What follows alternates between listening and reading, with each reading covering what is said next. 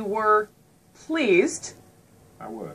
I mean, I was very pleased with the outcome. I think he, you know, as far as the Constitution stands, he pushed it all the way to the limit. He gave him the maximum fine, you know, banned him for life. He can't be a part of the NBA or the Clippers organization or any other organization for that matter. And he's going to push, you know, the owners to really get him out of our game. And I think that's going to be a tougher road because he has ownership. And, you know, what that number is, I think they're going to have to sweeten the pot for him a little bit to go away. But I think ultimately he'll get him out of our game. As we were talking, I mean, this is a man, Donald Sterling, he's worth something like $2 billion as it is, bought the team, the Clippers, for how much? $12 million. $12 million, and now could turn around, it's worth some $500–600 million. Worst case from him, if the forced sale happens, this man walks away an even richer man, correct? Yeah, absolutely. And he's always been an owner that has benefited from the revenue sharing. Up until recently, the Clippers were never really a contending team. He never really put a lot of money into until the team. This season. Until this season. So, and I think that it's unfortunately for the players and for our league that we have to deal with this, but it's great that we can move forward and know that we don't have people that are that blatantly and have that type of views still in our game. Hang with me here, Jerry Stackhouse. I understand Rachel Nichols now is standing by. She's got her earpiece in. She's got a microphone. There she is inside that room. And Rachel, I see you thumbs up. I mean, wow. It seemed to me, and we were just talking, Jerry Stackhouse and I mean, listening to Adam Silver, he seemed, I mean, this was personal. The words he was using, hateful opinions, deeply offensive, harmful, condemning. This was major news today.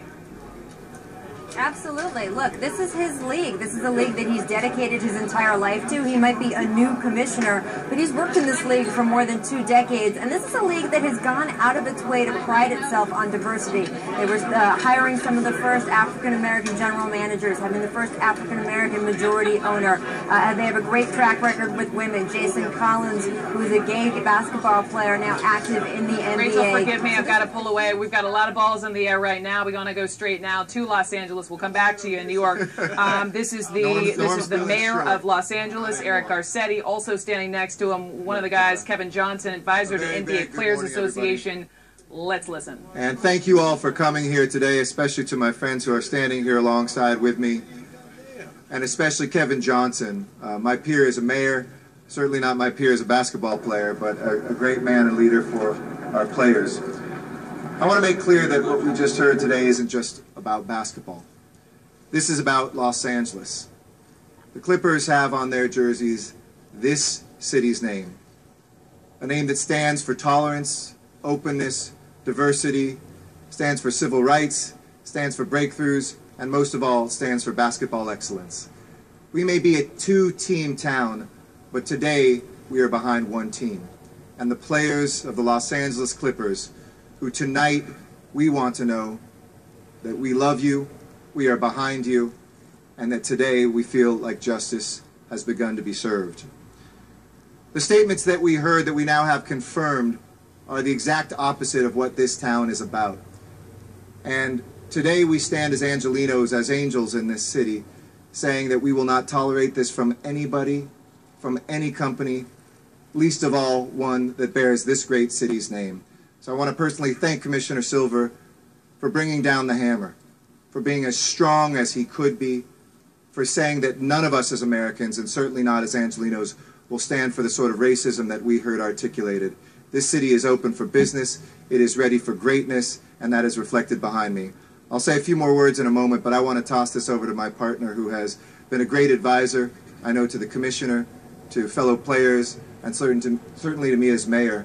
He is the mayor of Sacramento and a basketball legend. Please welcome Mayor Kevin Johnson.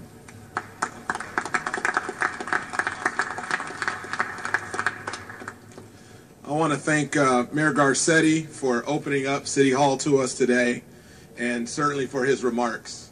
This is an example for all of us that this is bigger than basketball. And there's a number of people behind me. I want to thank all the current players that are behind me. I want to thank all the former players that are behind me, and certainly the future players. We are trying to set an example for them. I want to thank city council members. We have our president of the city council here. We have civic leadership. We have civil rights organizations, we have business and labor, everybody united today. So in terms of where we are, this is a defining moment in our history. Throughout history, sports has played a pivotal role in advancing civil rights. Tommy Smith, John Carlos at the 1968 Olympics. Great leaders like Muhammad Ali, Jim Brown, Arthur Ashe, Jason Collins, and our very own Jackie Robinson. I believe that today stands as one of those great moments where sports once again transcends, where sports provides a place for fundamental change on how our country should think and act. This is also a statement about where we are as a country. It doesn't matter if you're a professional basketball player worth millions of dollars or a man or woman who works hard for their family. There will be zero tolerance for institutional racism, no matter how rich or powerful. Let me say how proud I am of the players of this league for standing up for themselves. The biggest stars to the everyday players. They were not afraid to articulate their outrage and what they felt about this situation. They came out strong, they came out powerful, and they did it in a very, very professional way. The players asked me to represent them. I was humbled and honored. And they said to me, Mayor, we want you to go to Commissioner Silver and tell him 3 things that are important for us. Number 1, we need immediate action. Number 2, we need the players' voice to be heard, our collective voice. We want a seat at the table, and we do not want to be passive participants. And thirdly, we want maximum allowable punishment under the bylaws and the Constitution. And what that equates to for us as players, there must be a change in ownership.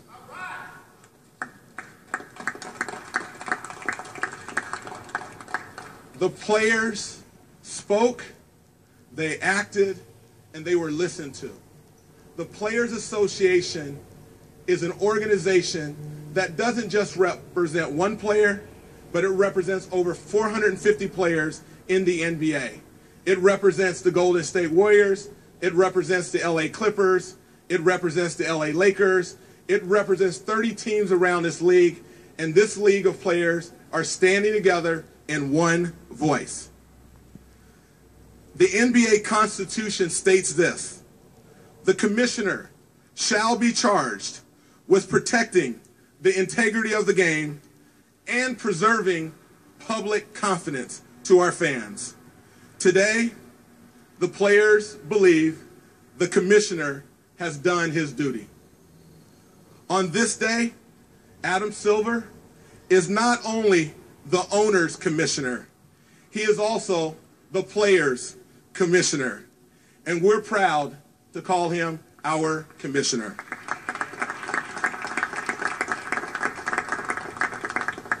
I want to also say, this is a very stark reminder that we still have a lot of work to do.